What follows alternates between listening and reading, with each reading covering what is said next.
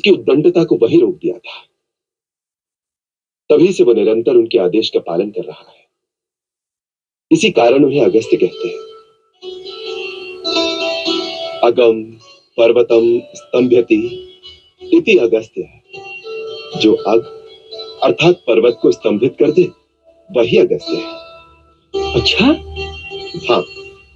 एक बार भगवान शिव का विवाह देखने के लिए जब सारी शक्तियां और समस्त जीव राशियां उत्तर में चली गई तो कहते हैं भूमि का संतुलन टूट गया। तब भगवान शिव के कहने से महर्षि अगस्त्य विंध्याचल पार करके दक्षिण में आए तो अकेले उनकी शक्तियों के प्रभाव से भूमि का संतुलन फिर से ठीक हो गया। इसीलिए कहा जाता है कि यदि उत्तरी भाग का समस्त आध्यात्म बल और ज्ञान एक पलड़े में रखा जाए तथा दूसरे पलड़े में अकेले महर्षि अगस्त्य बैठ जाए तो दक्षिण का पलड़ा भारी होगा। स्वयं भगवान शिव ने महामुनि अगस्त्य को परम सुंदर तमिल भाषा की शिक्षा दी।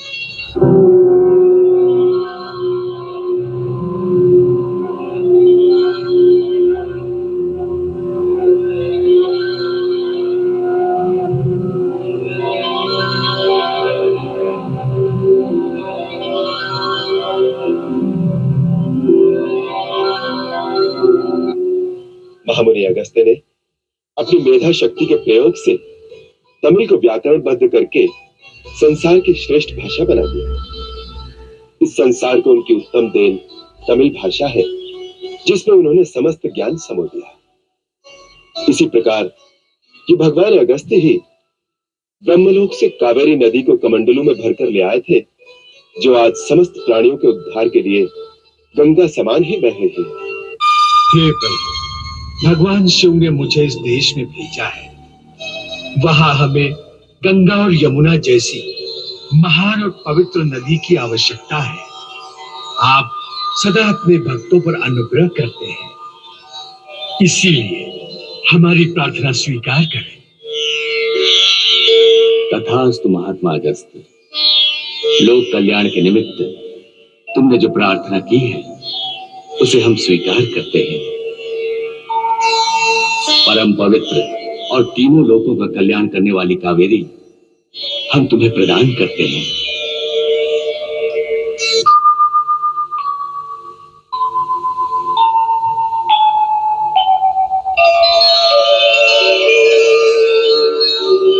प्रणाम पितामह, क्या आज्ञा है? कावेरी पुत्री, हम तुम्हें महर्षि अगस्त्य को प्रदान करते हैं।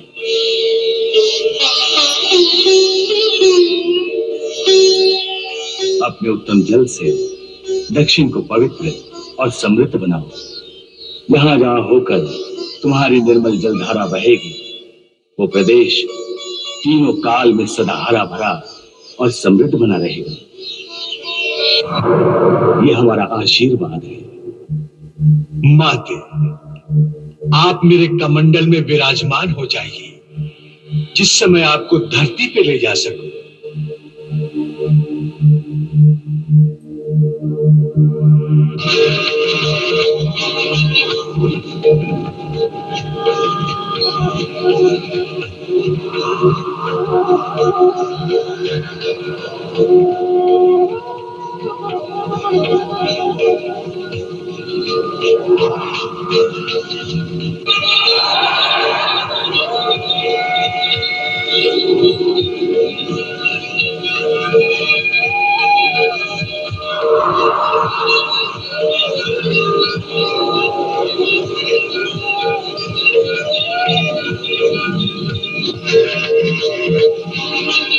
माता, यहाँ के समस्त प्राणी जलचर, नभचर, भूचर समस्त जीव सर्वदा आपकी पूजा करेंगे और किसी भी भेदभाव के बिना उन सबको आपका आशीर्वाद प्राप्त हो।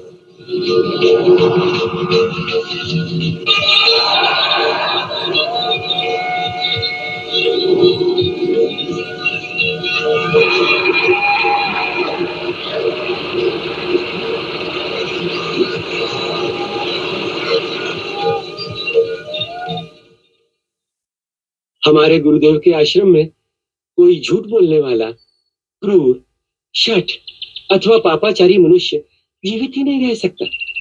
उनके पास धर्म की आराधना करने के लिए कई देवता, यक्ष, नाग और पक्षी रहते हैं और महर्षि से आध्यात्मिक मार्गदर्शन पाते हैं।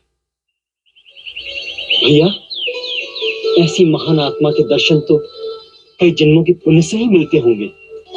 अवश्य, तुमने सत्य कहा लक्ष्मण। सुतीक्ष्ण जी, गुरुवर के शिव चरणों में निवेदन करने की कृपा करें कि हम तीनों उनके दर्शनों की आज्ञा चाहते हैं। अवश्य। इस दंडक वन पर तुम्हारे ही एक पूर्वज महाराज दंडक राज करते थे। नरभक्षी राक्षसों